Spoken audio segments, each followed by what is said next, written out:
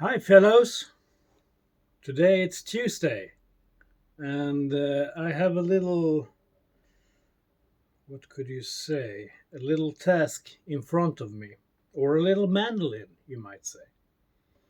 This is a mandolin I built probably 15 years ago or so, and we've releveled the frets at one point, changed the fret at another point, and this time when it came in, it was due to, let me put it in this angle, a little movement here on the bridge. So I gave it a new angle on the base just to have it pushing a little bit backwards towards the tailpiece, so you get this really nice pressure from the strings on top of the soundboard pushing down, and also making this very stable point for the bridge, so to speak. But today's task is to remove some unwanted noise, and I think if I look at the frets,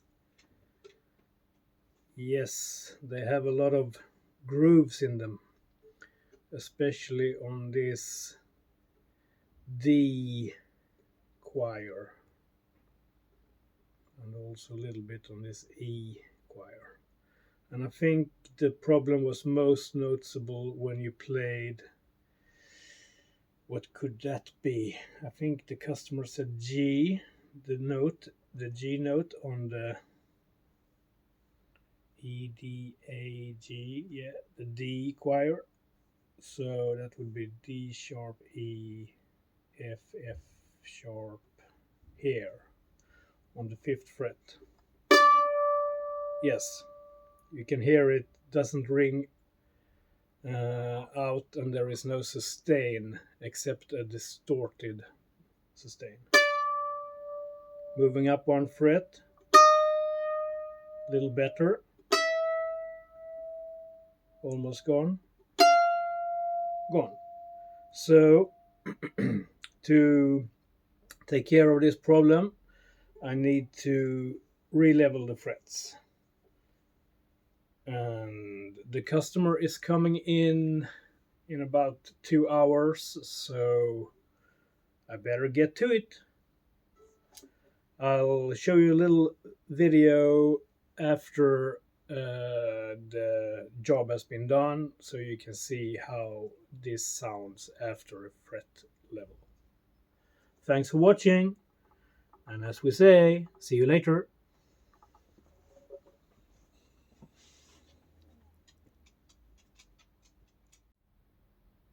Well, here you can see those worn frets.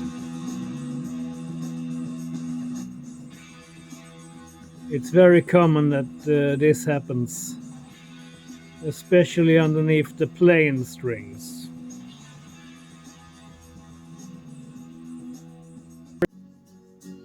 Okay, so now the frets have been releveled and the small grooves have been leveled out. There is one little hairline mark on the 2nd and the 3rd fret, but I don't worry about them because I know they will be taken out when I recrown the frets. So this took about 15 minutes to adjust the neck, set it perfectly straight, and then level the frets. So what's left of the job is to crown the frets and polish them, and then string it up again.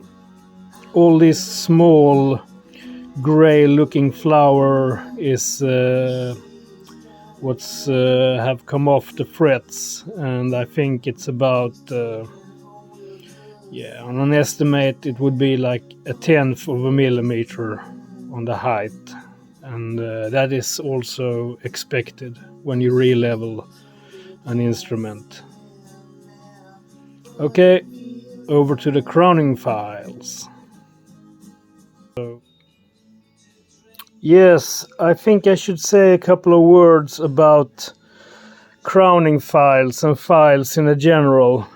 I quite often get a question for recommending a crowning file, and when it comes to crown files, I would say that you think you have found a perfect crown file and you use it for a while, and then you start to think maybe there is another one that's actually better. So that's the thing with a crown file. The perfect crown file haven't been invented yet, I think, but there are so many crown files to choose from. We have the more traditional cut file. Let's see, here is one here, and by a traditional cut file I would say that the pattern for the file has been cut into the metal. So that's the surface here, and it's half rounded, this version, so it's for crowning the files obviously, or an edge to a radius. And then we have another also cut file, traditional, which is more like a quarter of a circle. It has its advantages, especially on the edges, at the beginning and the end of the fret. You can really nicely radius those parts. If it was on a clock, it would be like from 9 to 12 and from 3 backwards to 12. Those radius parts of the fret end is really good for taking off the sharpness with this file. And I also, when speaking of the ends of a fret, I usually use this one. If the fret gets some barbs or sprout or fret beard or what you prefer to call it, this is a really nice file to take off that sharpness along the edge of the fretboard.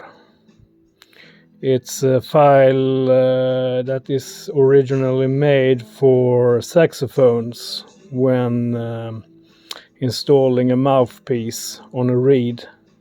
So it's quite wide and really nice. The teeth, I think you say, of a file are really small. So it's definitely made for metal. The file I'm going to use today is this Z file. Let's pull it out here. It's a pattern in the file that is made like a Z. So on one edge it cuts, it's offset file, you might say. So it favors one side on this orientation, and then when you use that other side, the opposite one, you get another favor of the Z pattern. So for medium frets and more narrow frets, this is a really good file. You can't actually go wrong with it. And also you get this really thin surface on top of the fret. And speaking of crowning the frets, I know it's a very common recommendation to put some ink on the frets, like a Sharpie. I think that is not necessary. You can see on the surface of the fret when you have filed it or not. So that's all for now. Back to the job. Okay, so now the frets have been leveled and crowned, and all these small grooves have been taken out of the surface, which caused this uneven notes. The hairline marks are gone, and I buffed it a little bit on my buffer to give it a little a shine into the frets.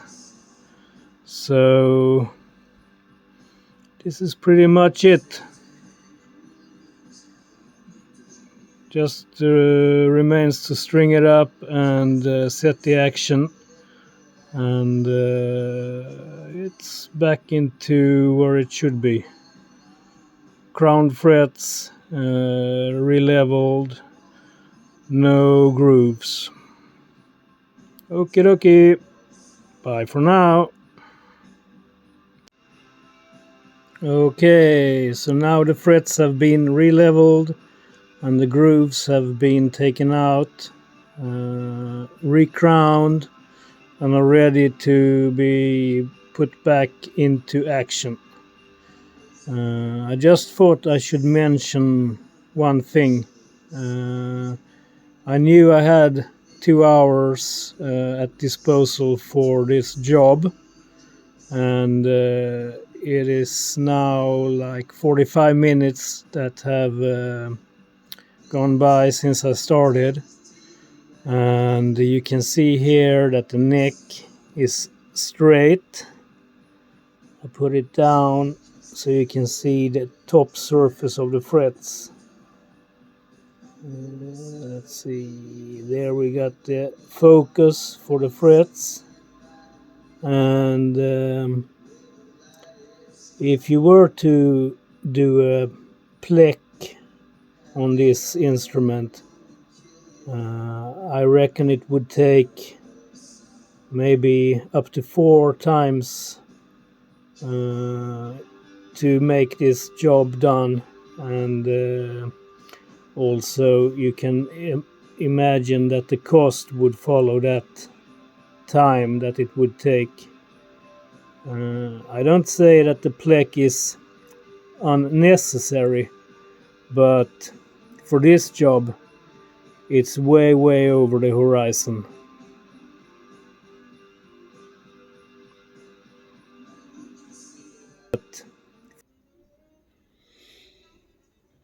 Okay, so I just finished the call. It was from a customer who wants to use nylon wound basses on his 12-string guitar. So we had to talk a little bit about the width of those frets and the tension and so forth.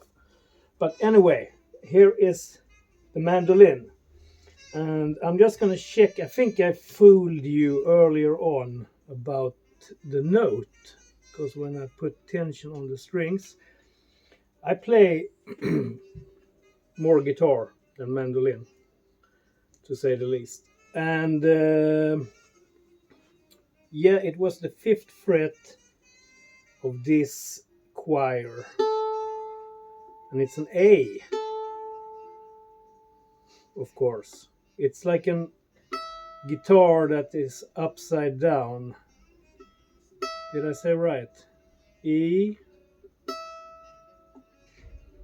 D up here, not on the A, as I think I implied before, and then the G.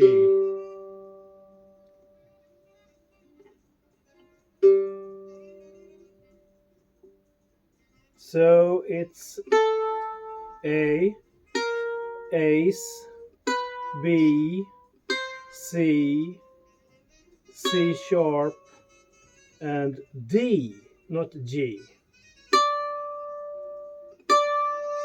And here we can hear that distorted sustain is gone.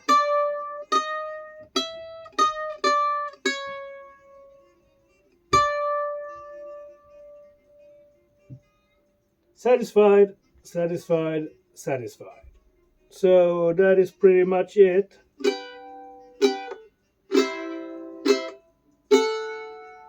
The world famous G, C, and D. Thank you for watching. All I have to do now is to put back the cover for the truss rod as I straighten the neck before releveling the frets, and my customer is coming in approximately in 45 minutes, and I used about 1 hour to accomplish this job, so it feels really nice. The mandolin has a shorter scale and the frets are more narrow, so to do a level on the frets, it's actually not a very big job.